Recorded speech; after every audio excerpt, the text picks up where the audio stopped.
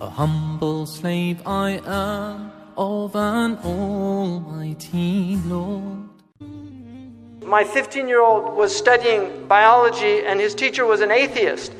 And he came and told me that he was studying biology and he said that his teacher said that we can explain life without God.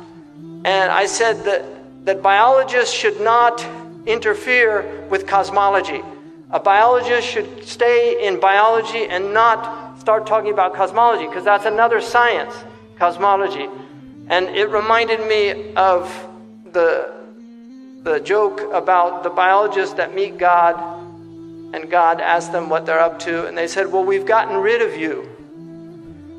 And God asked the biologists, how did you get rid of me? And they said, well, we can explain how we got here without you. And he said, well, how would you do that? They said, well, first we take some cosmic dust. And God says, no, wait a second. Get your own dust. Right? You see, because where did it all start? Where did we come from? Even if evolution explained how we have evolved as a species, it doesn't explain where the original material came from. Man cannot bring anything into existence from nothing. He makes organs from already existing cells. The cloning comes from already existing cells. He's now in stem cell research and doing all of these things. Everything that he makes has pre-existing materials. We cannot make anything out of nothing. It's impossible for humans to do that, because nothing comes from nothing. And this is why my own teacher said, كَذَبَ الْمُلْحِدُونَ. The atheists are liars.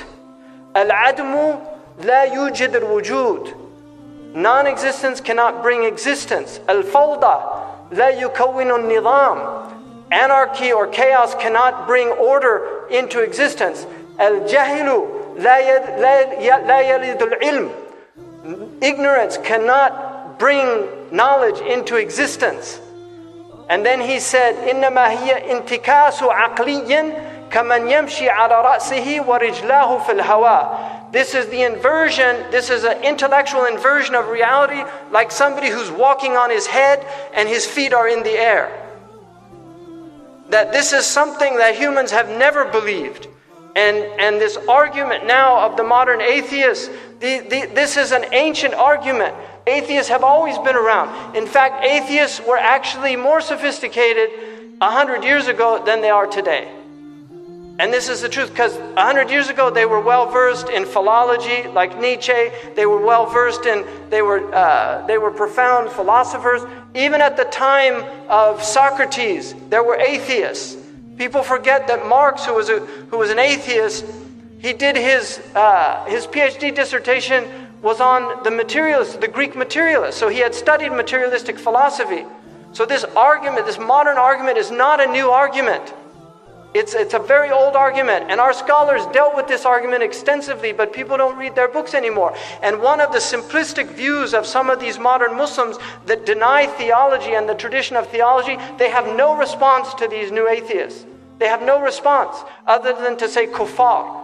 But this is not enough, because Muslims have always dealt with these things intellectually in a tradition called Radd al-Shubuhat, which is refutation of the obfuscations that are brought out by the atheists. So it's important for us to remember that we were created to adore Allah subhanahu wa ta'ala, but to know Him through ma'rifah, and this is through the intellect, first and foremost. And our intellect is a spiritual concept. The intellect is immaterial. It's not of this world. And this is why we don't know where we go when we dream, but we know that we leave this place and we enter into another realm, because we're in a realm that's immaterial.